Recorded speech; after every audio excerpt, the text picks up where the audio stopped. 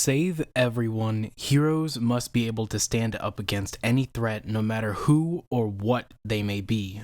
They are strong, driven, and selfless. However, in the world of curses, selfless action is not rewarded. Instead, the selfless endure a life of trials and bear witness to the world's most horrendous disasters. This punishing life encourages a change in the hearts of the selfless, in the hearts of heroes. Yet one child stands against the tide. Yuji Itadori, the Black Flash.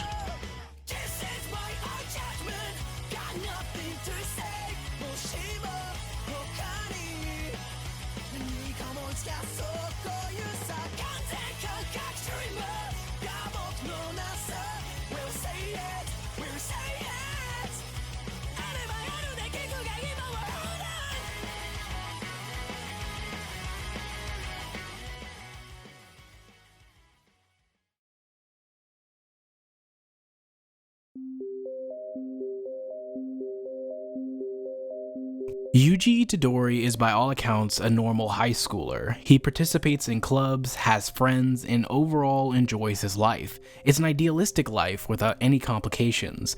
Unfortunately, this is short-lived as it's undercut by his grandfather's passing and his chance encounter with Megumi Fushiguro. Everything from here devolves into a mess of events, from confronting a cursed spirit for the first time to becoming the vessel for the most dangerous cursed spirit on the planet. After these events, he has to choose whether to live and exterminate Sukuna or be executed. Naturally, wanting to have a proper death as his grandfather requested of him, he chooses the former. Yet the life he's entered into is one made to break down a person like him. Yuji wants to save and protect people by nature, which pairs poorly with his innately strong body. His ability to handle weak cursed spirits without cursed energy gives him a false confidence that is shattered when he fights a special grade later on in the arc. However, it's not only his body that is challenged, but his mind when he fails to rationalize why he saves people to Megumi. Ironically enough, these two pieces of his character were established as positives early on. A curse and a sorcerer challenging Yuji here exposes an experience with both a sorcerer's philosophy and the true brutality of curses, manifesting in his reliance on Sukuna and causing him to become a walking contradiction in and of himself. He's a person who wants to save people, but only does so through reviving the greatest threat to people's lives. Mix this with his inability to enforce his own philosophy unto the world and his weakness in the face of true curses, and it leads to the direct suffering of those around him. Yuji's naivety is what will get people killed if he's not strong enough in body and mind, which is exactly what happens to Junpei Yoshino. Junpei is a reflection of Yuji, a normal high school student with one living family member and similar interests in movies. The similarities between them are the focal point of their friendship, as their contrasts are the foundation to their confrontation. Junpei doesn't care much for seeing people being killed or witnessing corpses. He's lacking in conviction and strength, leading to an isolated life ripe with abuse from those around him. However, Yuji is sympathetic towards the dead, sociable with strong convictions and remarkable physical strength, even down to their loss of what family they have left, leading to their willing yet reluctant entrance into the world of curses while wearing the last of their family around themselves. Junpei wears a piece of his mother's clothes, and Yuji carries his grandfather's last request. Circumstances led both of these characters to this point. They suffered the same pain, but walked opposing paths. Junpei cursed the world that pushed him so far, Yuji blessed the world that loved him so close. It's these conflicting approaches to the world that gives rise to the pivotal question of the arc. Are you saying that my mother and I are cursed by people with heart? The answer to this question is yes, even if not directly. If Yuji's grandfather never told him to die a proper death, then his grandson may have never dedicated himself to a life of hardship. Exactly how in the death of Junpei's mother, she cursed her son to scorn the world around him, ending his life with a question as to why any of this ever happened.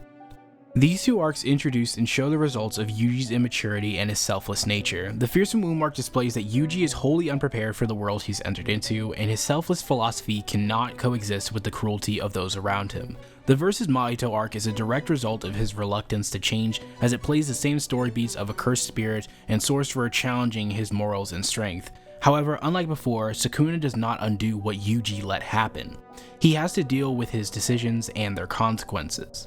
the end result being a Yuji who questions his own ideals and begins to see the world he's entered into for what it truly is.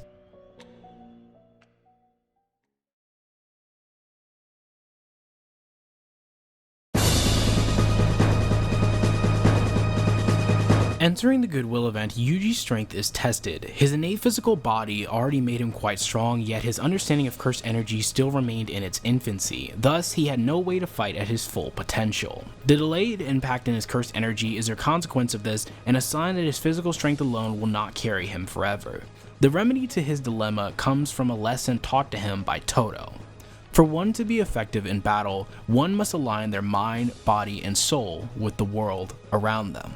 Against the Finger Bearer, he was too focused on a proper death. With Mahito, he was too focused on revenge. Then against Hanami, he was too focused on the anguish of those around him. What lost him focus in battle was his mind, until he was finally able to empty it and feel the flow of combat, meaning that Yuji finally learned to balance his emotions in combat to become truly effective. Although his body can survive the world, he is not complete. He still has to prove his morals can survive this world as well. Something he does against Eso and Kechizu. Eso and Kechizu are Yuji's final tests. Up to this point, he has killed cursed spirits and transfigured humans. Cursed spirits being mindless, malicious beings who have no sympathy for human life, then with transfigured humans that are reanimated corpses begging to be killed. However, Kechizu and Eso are flesh and blood curses that express love and care, just like humans. They create a dividing line within Yuji as a character to whether or not he can live while contradicting the value he sees in every life by taking life, which ultimately he can for the sake of those he loves and cares for. The Goodwill event and the death paintings are what balance Yuji. Todo's explanation for the concept of balancing oneself to achieve the Black Flash is meant to help Yuji recover from his encounter with Mahito and realize he needs more than a strong body and emotion to be truly effective as a sorcerer.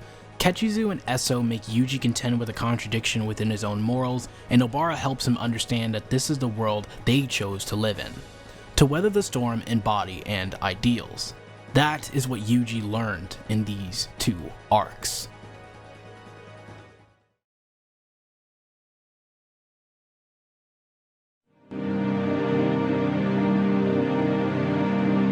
Yuji's first couple of battles during this arc reflect moments from the previous arcs to show how far he's come since. He kills several transfigured humans and fights a life or death battle with a human curse user and a high-grade curse spirit, easily dispatching both.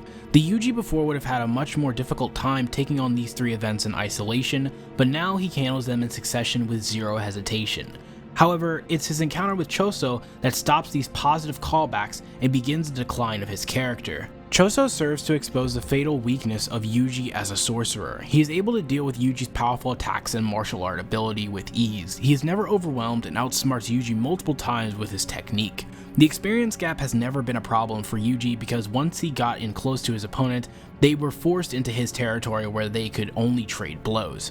Choso, on the other hand, is able to counteract his approaches because he's taking advantage of Yuji's fatal flaw. He needs other people to win. Mahito, Hanami, Kechizu, and Eso, Awakasa, against all of them, Yuji had an ally with the prowess, intelligence, and technique to aid him in every situation, and without them, he may have just died in each scenario. Choso is what happens when Yuji doesn't have a teammate. As a sorcerer, he should be able to fight on his own as this line of work is an individual sport, but he can't. Even when Mechamaru gets him into a favorable position, once Mechamaru is destroyed, he begins to doubt himself. He falters and he is killed.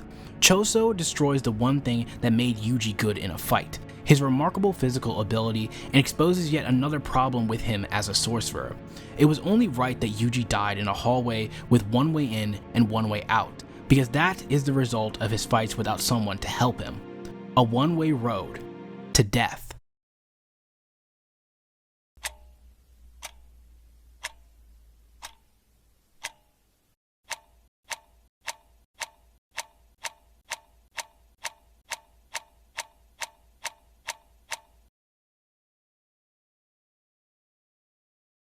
Sukuna is the crux of Yuji Itadori's existence. He saves people unconditionally, but Sukuna kills people unconditionally. Sukuna lives in service of his own desires, but Yuji lives in service of others. They have polar opposite actions and motives for living. The fact that they share one body is the only reason their feud cannot come to a close, with one exterminating another.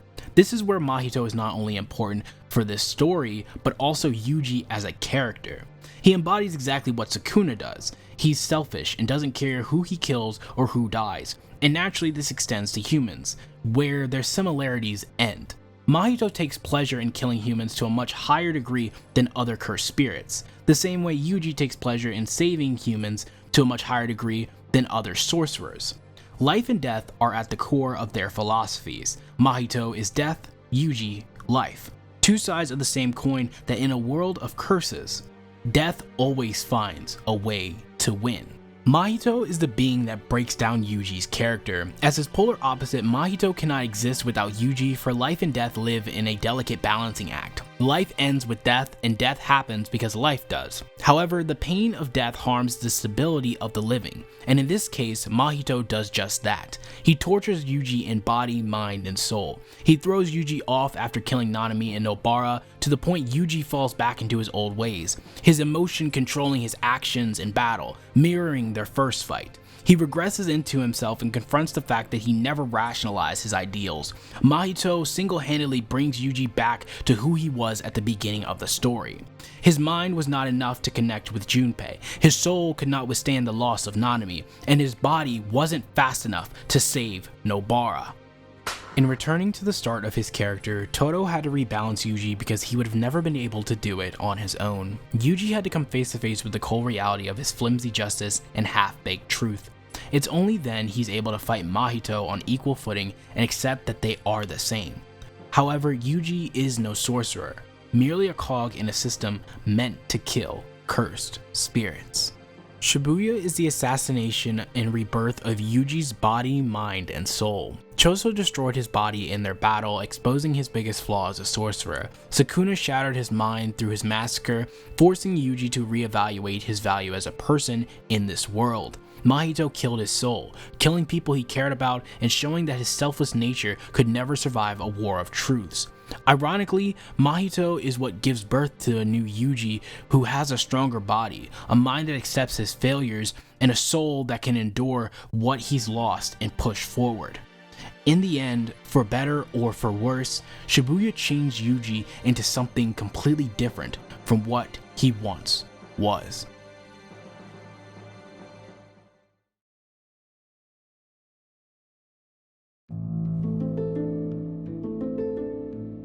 The Itadori extermination arc is a return to form for Yuji. Although he tries to clean up the mess made by Kenjaku, he still has to pay for Sukuna's massacre and thus a fight with Yuta. He and Yuji, who were once in the same situation, became much different characters because Yuta is in control of his curse while Yuji's curse runs wild. In terms of the Jujutsu world, one can be used and the other is a liability. However, he ends up saving Yuji, then Megumi meets with them and they go to recruit Hikari. Yuta saves Yuji from execution, Megumi explains everything to him, and Hikari tests his reason for coming to him. All of these interactions parallel the first interactions from the first arc for Yuji.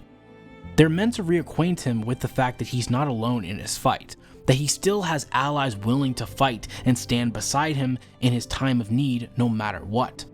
After so much has changed, that remains a constant, but he couldn't see that because of the guilt he felt for his own actions.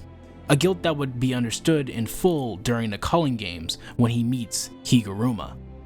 Higuruma is the justice Yuji has been waiting for. He's been waiting to be condemned for his actions in Shibuya, which he embraces. This fight is what his character has been leading up to since that arc because he lost too much of what made him, him. He lost friends, had his ideals shattered, and let the biggest contradiction to his morals roam free and kill hundreds of thousands of people. Throughout Shibuya, he had been losing pieces of himself, and afterwards, he took up a cross he was too weak to bear. He couldn't avenge Nanami, Nobara, or Junpei because of Kenjaku, and he couldn't carry their suffering because people like Yuta could kill him easily, the type of people that are plaguing the Culling Games. Yuji has been out of his depth in terms of strength and ideals since Shibuya, which he can't recover from. He is haunted by a weakness he can't hope to shake, and it's that same weakness that saves his life. Higuruma recognizes that Yuji bears the suffering of so many on his back despite how weak he is, the same pain he himself experienced as a public defense lawyer. The two of them have struggled to adjust to a world they themselves entered and suffered so much from. Their only difference being that Higuruma had the power to fight that corrupt world while Yuji didn't.